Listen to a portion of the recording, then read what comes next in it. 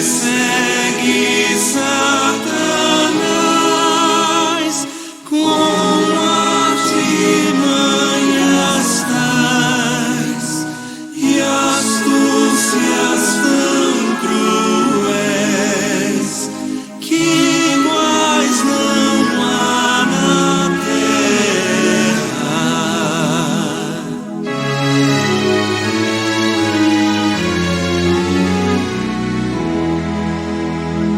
A nossa força nada faz, estamos sim perdidos,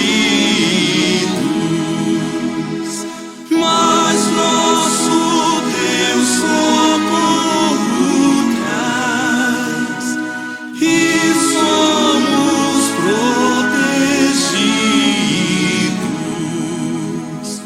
Defende-nos, Jesus, o que venceu na cruz, Senhor dos altos céus, e sendo o próprio Deus, triunfa na batalha. Olá, meus queridos irmãos, com este belo hino, Castelo Forte é o nosso Deus, iniciamos mais um estudo da lição da Escola Dominical. Uma lição que nós temos orado durante toda a semana para que o Senhor nos inspire, nos oriente a trazer para os irmãos tudo aquilo que for necessário, que não seja nada de nós mesmos, do nosso próprio entender, mas que seja da vontade do Senhor. Portanto, convido a todos a gastarem um pouco do seu tempo aí em casa, desfrutando desta maravilhosa lição que o Senhor tem para nós nesta manhã. Nós vamos estudar o título Cristo se revela a um rejeitado, lição número 7 da nossa revista. A partir desta lição nós vamos modificar um pouquinho a nossa apresentação, porque eu percebo que não há necessidade de eu ficar muito diante da câmera. Isso só me traz trabalho para gravar. Então eu resolvi tirar uma foto bem recente, e deixar aí para quem não me conhece. Acredito que todos que estão ao nosso alcance já nos conhecem.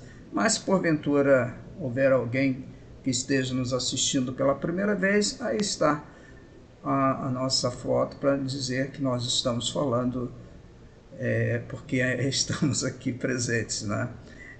Nós reunimos ali na Rua Piraquê, número 220, na Madureira, já há muitos e muitos anos, e é sempre um prazer para nós servirmos ao Senhor ali naquela localidade, junto com os nossos queridos irmãos.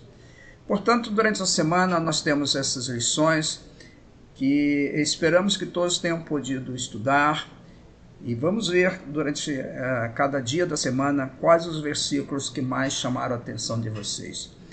Eu separei na segunda-feira o texto de 1 Coríntios, capítulo 1, versículo 28 e 29, porque aqui nós podemos observar o critério usado por Deus para a humanidade. É isso que Paulo nos ensina, né? Que Deus escolheu as coisas humildes do mundo e as desprezadas, e aquelas que não são, para reduzir a nada as que são, a fim de que ninguém se vanglorie na presença de Deus. Então Deus não quer ninguém que se vanglorie na sua presença. Essa vanglória, muitas pessoas ficam em busca dessa glória vã, e é isso que Deus não quer. Deus não quer que ninguém se vanglorie na sua presença, e nesse sentido, ele olhou com muita atenção aqueles desprezados, como é o estudo da lição de hoje, né? O Senhor revelando a um rejeitado. Na terça-feira, nós temos aquela história bem conhecida daquela senhora que estava enferma com uma hemorragia há 12 anos. E eu separei o texto de Marcos capítulo 5, 34, a fé que salva e cura. Jesus lhe disse àquela senhora: filha, a tua fé te salvou. A tua fé te salvou. Que lindo, né? Pensar a fé que aquela mulher demonstrou, resultou não somente na sua cura, mas na sua salvação. Que, aliás, esse é o item mais importante, mais necessário, é a salvação. A cura é importante, mas a salvação é muito mais. E diz o Senhor Jesus agora: vai-te em paz e fica livre do teu mal. Na quarta-feira, separei Lucas 5, 31 e 32. O alvo evangelístico de Jesus. Nesse assunto aqui de Lucas capítulo 5, nós temos o Senhor Jesus sendo questionado pelos judeus por ter ido à casa de uma pessoa que para eles não era digna, era um publicano. No caso, foi até um dos seus discípulos mais adiante, que foi Levi, também conhecido como Mateus. E Jesus lança essa célebre frase: os sãos não precisam de médico, e sim os doentes.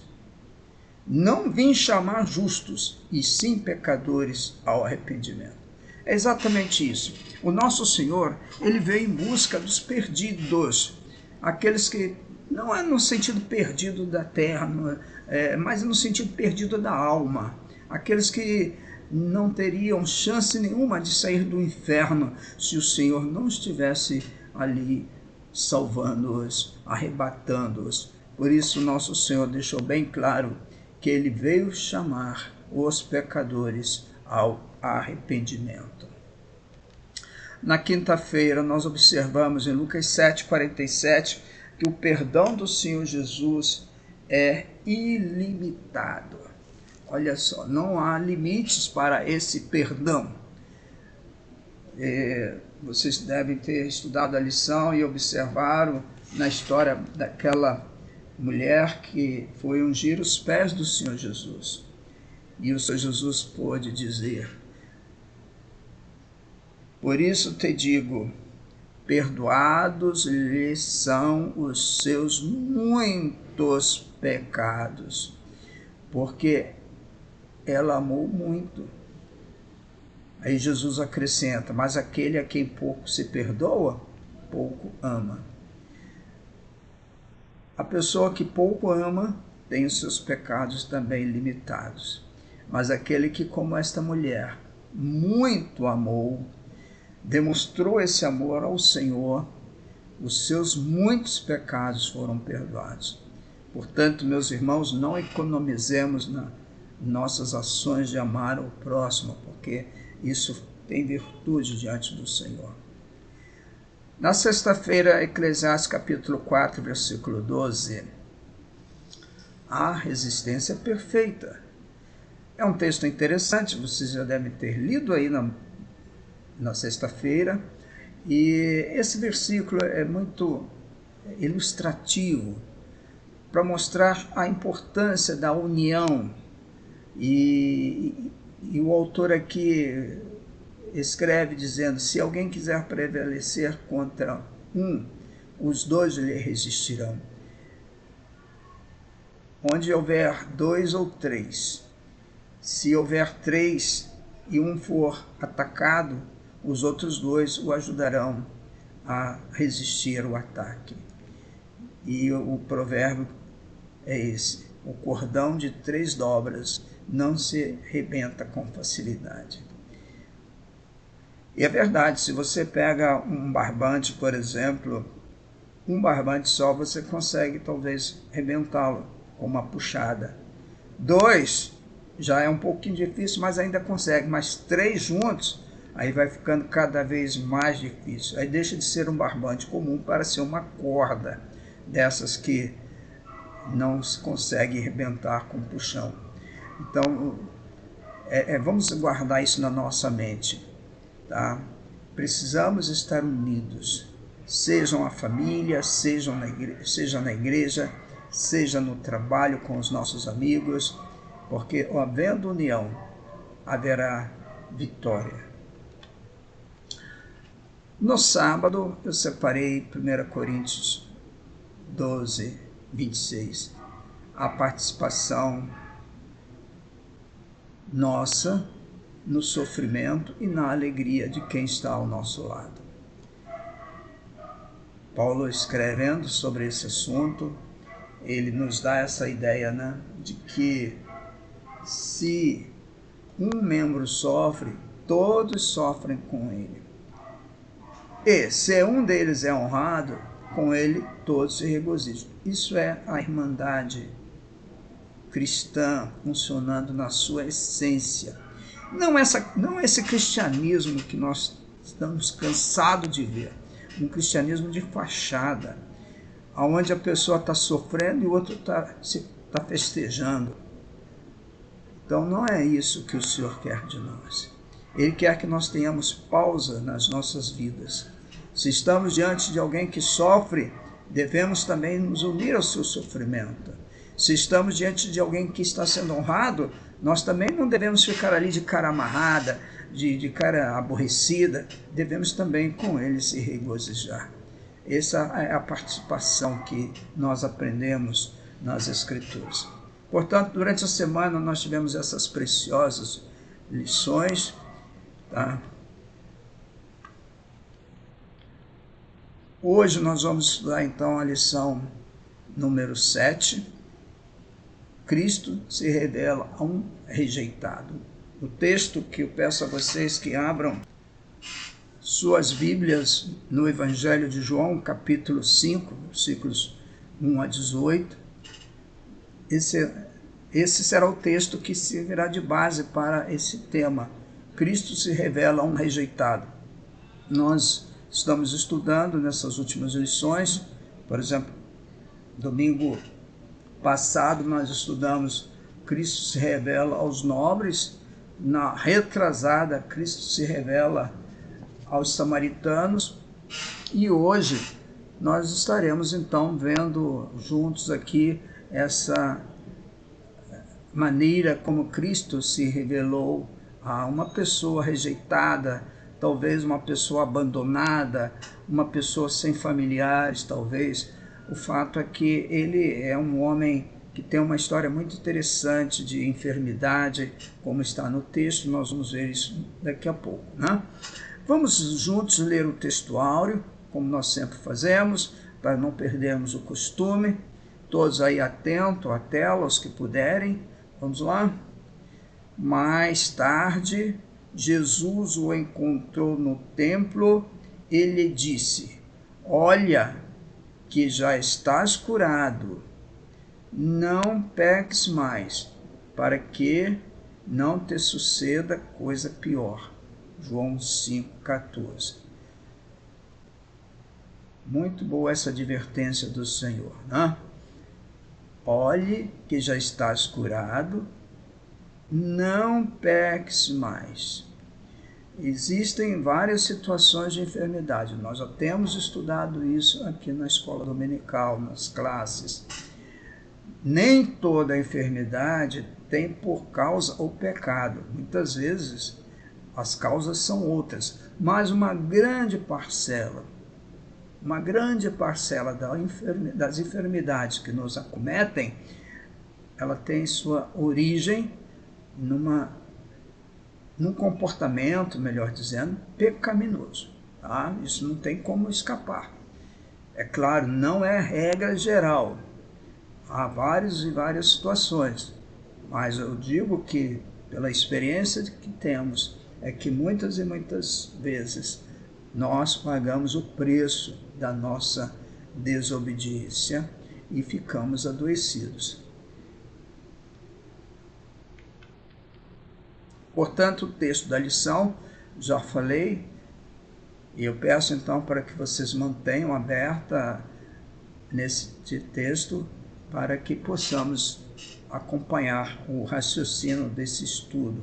Jesus se revela a um rejeitado. Vamos observar 6 itens que extraímos desse texto, tá? Para que vocês possam acompanhar sem pensar, bom, será que essa lição vai terminar? Não, ela vai terminar. Ela tem 6 itens e nós vamos procurar abordar esses 6 itens.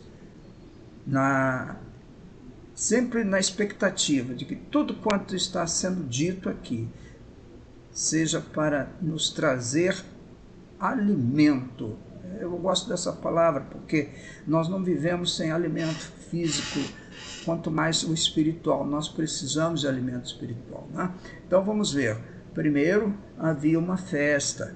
Jesus subiu para Jerusalém, como está no versículo 1. Vocês podem observar. Depois nós vamos esmiuçar esses assuntos, tá bom? Segundo, Jesus visita os enfermos no tanque Betesda, versículo 2. Terceiro, Jesus olha para um enfermo específico. Entre tantos, ele volta o seu olhar para um determinado enfermo. Quarto, a implicância dos judeus com o homem curado, como está nos versículos 10 a 13. Quinto, a advertência de Jesus ao homem curado, versículo 14. E, por último, o item sexto, a perseguição dos judeus a Jesus, em vista dessa maravilha que o Senhor operou, dessa revelação do Senhor àquele homem rejeitado. Havia uma festa. Vocês leem logo no início aí do texto, né? Havia uma festa em Jerusalém. Jesus subiu para Jerusalém. Interessante pensar que o Evangelho de João, ele cita 16 versículos falando de festa. Desde o capítulo 2 até o capítulo 21, o nosso Senhor aqui é mostrado em muitas ocasiões em festa ou festas acontecendo que ele participou, né? O que é uma festa? Todos nós sabemos, é um momento de alegria, é um momento de regozijo, é um momento de celebração. É muito bom quando nós podemos também ter esses momentos de festa, esses momentos de alegria, esses momentos de celebração. Obviamente que, às vezes, o dia a dia é tão difícil que nós, às vezes, esquecemos de separar um tempo para não nos preocuparmos com aquilo que nos angustia e nos alegrarmos uns com os outros, né? Que o Senhor nos volte nos a dar esse gosto pelas celebrações, né? Na igreja nós já tivemos várias reuniões festivas. Não é o objetivo da igreja fazer festa, mas a festa está dentro do nosso viver. Nós precisamos ter tempo também de festa, tempo de alegria, mas tudo, como diz a palavra, sempre para a honra e glória do Senhor. Creio que Jesus nunca participou de uma festa em Jerusalém que não fosse uma festa para a honra e glória do seu Pai, o nosso Pai, do seu Deus, o nosso Deus. Os israelitas celebravam 8 festas.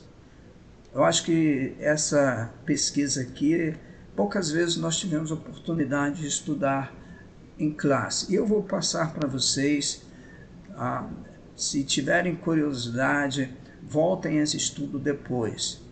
Nós só vamos dar assim uma ideia destas festas, não vamos poder aqui esmiuçar uma por causa do nosso tempo. Mas eu listei essas 8 festas que são, primeiro, a Páscoa e Pães Asmos. Pode-se dizer que são 2 festas em uma só. Primeiro a Páscoa e logo a seguir vinha a celebração dos Pães Asmos. Essa celebração que ainda hoje nós aqui celebramos, só que no nosso caso não é a libertação da escravidão do Egito, como é o caso dos judeus. Nossa Páscoa é quando nós celebramos a ressurreição do Senhor Jesus, certo? Mas para os judeus, essa festa de pascual e pães asmos tem essa conotação de comemorar a libertação da escravidão no Egito. A segunda festa que eles comemoram anualmente, se não me engano, é a festa dos tabernáculos ou barracas. Nessa festa eles traziam à lembrança o tempo em que eles moraram em barracas no deserto, quando eles atravessaram por 40 anos o deserto entre o Egito e Canaã. Durante todo esse tempo eles moraram em barracas e eles celebram essa lembrança, talvez como Deus os amparou, como Deus os guardou durante esse período, né? Apesar de que houve também muitas desobediências praticadas pelos desobedientes, obviamente, né? Mas as gerações posteriores traziam isso à sua memória. Terceira festa, a festa Pentecostes. Nós conhecemos muito esse nome porque nós lembramos do dia em que o Espírito Santo foi outorgado à igreja lá em Jerusalém. Mas essa é uma festa antiga, ela vem dos tempos remotos do judaísmo, também conhecida como ou semanas ou primícias. Ela era celebrada 50 dias, por isso a palavra Pentecostes, 50 dias após a Páscoa. Era comemorada a colheita, e realmente é uma grande bênção quando o agricultor pode ir ao campo e recolher os frutos do seu trabalho. E eles faziam isso anualmente. Quarta festa, Lua Nova. Esta festa era comemorada todos os meses. Não era anualmente, todos os meses, no primeiro dia da Lua Nova. Olha só, eles observavam a Lua Nova e faziam a festa. Parece que era um povo muito festivo, né? Quinta festa, Ano Novo ou Trombetas, comemorada no primeiro dia da Lua Nova do ano. Então, a Lua Nova era mensal e o Ano Novo ou Trombetas era anual, sempre Lua Nova. Sexta festa, Dia da Expiação ou do Perdão. Esta festa era quando o sumo sacerdote oferecia sacrifícios pelos pecados do povo. Por isso que de lá, uma vez por ano, ele entrava no Santo dos Santos para oferecer sacrifício pelos pecados. E vocês sabem hoje como nós celebramos essa festa de expiação do perdão? Quem ofereceu por nós sacrifícios pelos nossos pecados? Jesus. Quem falou acertou. Jesus Cristo, ele foi o sumo sacerdote que se ofereceu a si mesmo pelos nossos pecados. Por isso nós celebramos a ceia do Senhor, que de uma certa forma nós estamos semelhante aos judeus comemorando essa dia da expiação ou do perdão. A sétima festa é Purim. Esta festa se referia à comemoração da vitória contra Amã nos dias da rainha Esther. Quem já leu o livro de Esther vai entender muito bem. Amã era um opositor ferrenho aos judeus e Deus permitiu, graças à ação da rainha Esther e seu tio, conseguiu convencer o rei Assuero, né, se não me engano esse nome, a impor uma derrota contra esse senhor aqui, que era um perseguidor ferrenho dos judeus. Chama Purim essa comemoração. E a última festa é Luzes ou Dedicação. Esta é uma festa mais recente dentro do judaísmo. Ela ela começou no ano 165 a.C., tá? Quer dizer, bem já próximo ao nascimento do Senhor. Essa festa traz lembrança quando o templo foi purificado e o altar também, da invasão dos Macabeus. Aqui um povo perverso que, invadindo Jerusalém, trouxe para o templo a profanação, essa é a palavra, profanação ao templo e ao altar. E mais tarde houve então, por parte da liderança espiritual, uma purificação, e eles celebram essa como uma festa para dizer que venceram aquela batalha. Bom, esse então, primeiro item. Segundo item, Jesus visita os enfermos no tanque de Betesda, como está aí no versículo 2. Né? Eu coloquei um mapinha para vocês terem uma ideia aqui de onde fica o tanque de Betesda, já perto de Jerusalém, né? Não, perdão, já perto do templo. Aqui nós estamos vendo o mapa de Jerusalém nos tempos de Jesus. Eu não vou ter tempo para decifrar, para mostrar detalhes desse mapa, mas vocês parem aí depois, não agora, voltem ao vídeo e olha esse mapa, olha só, aqui a área do templo, e tem tantas informações importantes, né? Então, nosso assunto de hoje, ele acontece aqui no tanque de Betesda. Betesda, segundo a definição da Bíblia de Estudo Almeida, é uma área situada a nordeste do templo, como nós já vimos ali. O tanque era duplo, nos 4 lados e na divisão central havia pórticos, ou também galerias em colunas. Essa é uma descrição de como era aquele tanque. A palavra Betesda é um vocábulo aramaico que significa, entre outros, cada autor dá uma definição, mas na Bíblia de Estudo diz casa de graça, quer dizer, casa onde a graça nos alcança, né? Eu achei essa definição muito interessante, casa de graça. Eu arrumei uma foto aqui na internet, coloquei para vocês terem uma ideia. Isso aqui não é uma foto real, tá? Eu vejo isso aqui como uma inspiração de quem conheceu, estudou o assunto, para nos dar uma ideia de como funcionava esses degraus aqui onde os enfermos ficavam, aguardando a água se mover, e quando alguém chegava nessa água movendo, como diz o texto da lição, ele era curado, tá? Volto a dizer, essa é uma ideia, uma foto que nos faz pensar em como seria ali o tanque de Betesda. Bem, terceiro item, nós temos que correr, né? Vocês podem observar que eu estou procurando acelerar a minha voz por causa do tempo. Então, terceiro item, Jesus olha para um enfermo específico, no versículos 5 e 9. Nós temos aqui nesse texto, que diz que ali havia um enfermo, um homem enfermo há 38 anos.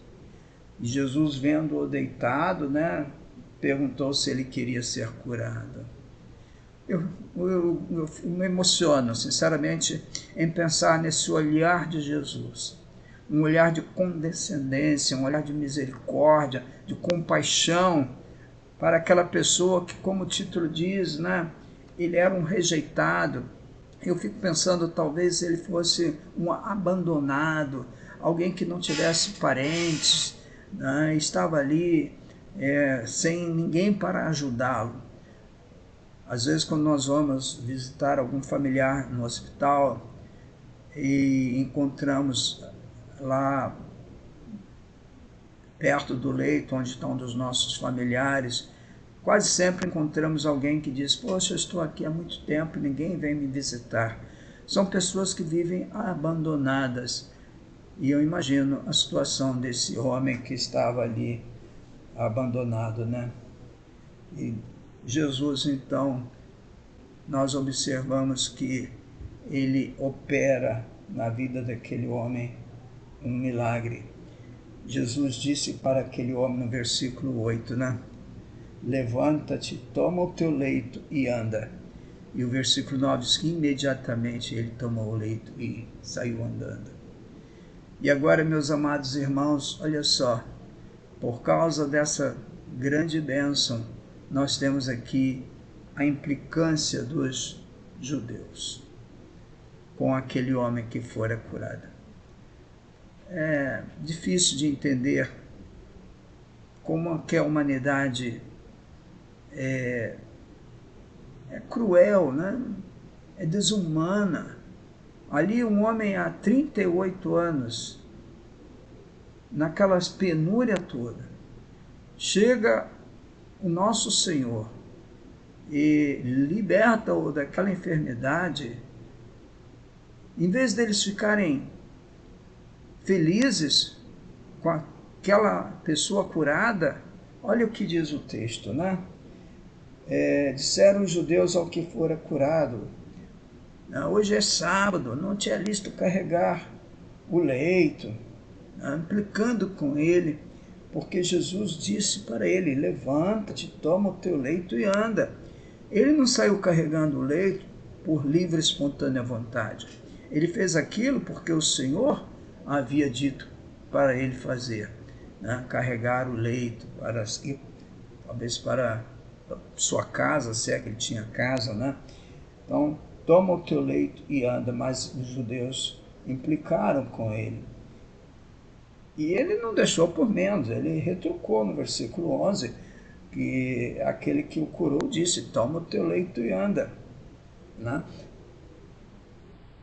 A pergunta daqueles homens então foi: quem é essa pessoa que diz toma o teu leito e anda? Mas diz o texto que o homem curado não sabia quem era, porque Jesus já havia se retirado, por haver muita gente naquele lugar. E o homem não ficou sabendo quem o curou. É diferente. É diferente. Hoje as pessoas, quando buscam fazer alguma coisa nessa área, querem logo que sejam assim estampado na mídia, ou propagado, ou anunciado que fora fulano, beltrano que promoveu. E Jesus aqui mostra o quanto ele era discreto. Ele não se revelou àquele homem como Jesus, simplesmente ele agiu naquela enfermidade e logo saiu daquele ambiente. Esse é o nosso Senhor, é o nosso amado Jesus, meus irmãos.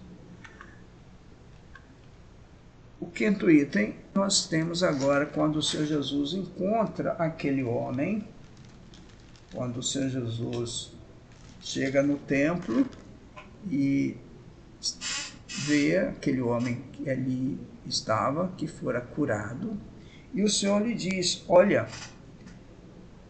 que já estás curado, não peques mais, para que te não suceda coisa pior. Não peques mais, para que não te suceda coisa pior. Meus amados irmãos, realmente é preciso haver muito cuidado, muita atenção, porque o pecado é a causa de muitas enfermidades. Como eu já falei no início, o pecado, ele traz consequências gravíssimas na nossa vida. Nem toda doença, já falamos isso, nem toda doença é causada pelo pecado, mas uma grande parcela delas sim. Porém, Jesus não veio para condenar, mas ele veio para salvar. salvar esses que pecaram e agora precisavam da cura da alma e da cura do corpo. Mas o Senhor não quer que, uma vez curado, o homem volte à sua situação anterior de pecado frequente, de pecado inconsequente, de pecado contumaz. Né? Ele quer que haja realmente uma mudança, uma transformação. E aí está essa advertência do Senhor. Olha, para que não te suceda coisa pior. Não peques mais. Que o Senhor nos ajude, irmãos, a entender isso. Quando nós pedimos oração para uma enfermidade, o Senhor nos liberta daquela enfermidade, devemos pensar nisso. Precisamos estar atentos para nós não aborrecermos novamente o nosso Senhor, não desagradá-lo novamente com os nossos pecados. Ainda que se isso possa acontecer, aí nós temos que novamente buscar o Senhor, porque Ele, como diz a palavra também, Ele está pronto a perdoar. Mas nós temos que fazer todo o possível, todo o esforço, né, para obedecer à voz do Senhor. E finalmente nós temos aqui o 6º item desta lição, que mostra a indignação da liderança judaica, talvez da liderança espiritual judaica daqueles dias. Nós vimos aqui no item 4 a implicância deles com o homem curado, né? Eles aqui implicando com o homem que fora curado. Agora nós observamos que eles se voltam contra o próprio Senhor Jesus. Versículos 15 a 18. Né? Diz o texto aqui que, no versículo 16, que os judeus perseguiram Jesus porque fazia estas coisas no sábado.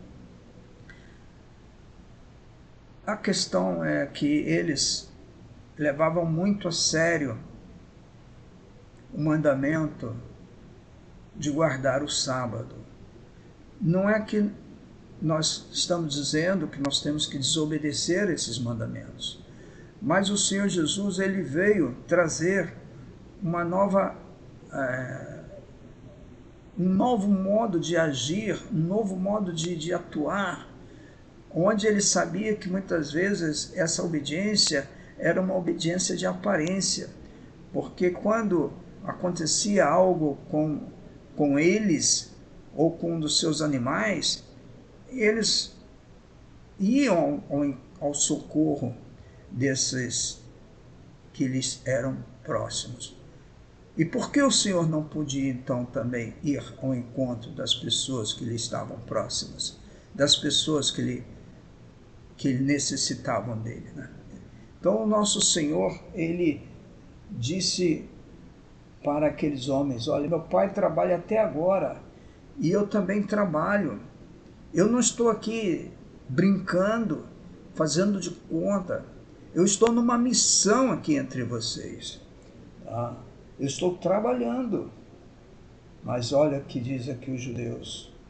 No versículo 18, mas ainda mais procuravam matá-lo, porque não somente violava o sábado, mas também dizia que Deus era seu próprio Pai, fazendo-se igual a Deus.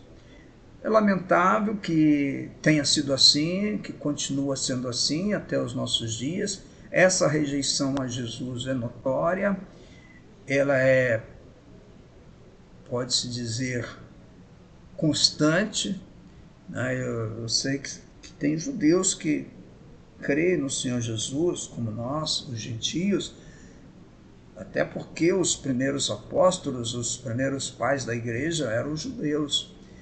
Mas, infelizmente, não sei na geração atual, há muitos que rejeitam o Senhor Jesus. É lamentável, porque a rejeição ao Senhor Jesus é a rejeição àquele que pode realmente tirar o homem daquele leito de enfermidade e daquele leito de pecado, como fez aqui o Senhor a esse senhor lá no tanque de Betesda. Portanto, meus queridos irmãos, nós, concluindo esse estudo dessa lição, nós podemos aprender com o Senhor Jesus. Ele está pronto a agir hoje na nossa vida, como agiu naqueles dias que esteve aqui cumprindo o seu ministério entre nós. Cabe a cada um de nós buscá-lo de todo o coração, de todo o desejo de acertar com a sua vontade. Que o Senhor nos abençoe com esta lição e vamos manter unido as nossas vozes, proclamando esse evangelho de salvação. Não deixem de estudar as lições durante a semana para que a gente possa aprender cada vez mais. Se o Senhor permitir, no próximo domingo nós vamos estudar a lição número 8, que tem por título Cristo se revela a uma pecadora, com base no texto de Lucas, capítulo 7, versículos 36 a 50.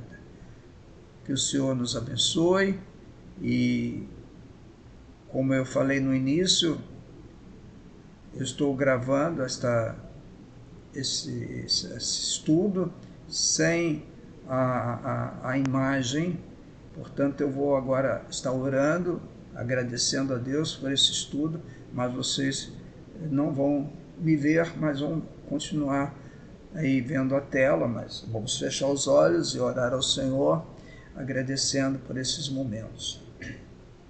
Senhor nosso Deus, nosso Pai, somos agradecidos por poder trabalhar esta lição, deixar esta gravação para disponibilizar aos nossos queridos irmãos ali de Madureira e de tantos outros locais que queiram estudar esse assunto conosco.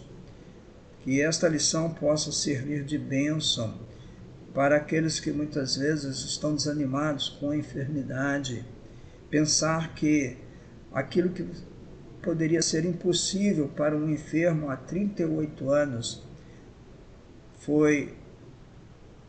se tornou, melhor dizendo, possível quando o Senhor Jesus olhou para ele e perguntou se ele queria ser curado. Ó Senhor nosso Pai, agradecemos por esse amado Jesus. Nós louvamos o Senhor pela vinda do teu Filho querido a este mundo e por nos ter trazido a salvação, nos ter trazido a cura da nossa alma e também a cura do nosso físico muitas e muitas vezes. Louvado seja o Senhor nosso Deus. Oramos em nome de Jesus. Amém. Amém e até a próxima, meus queridos irmãos.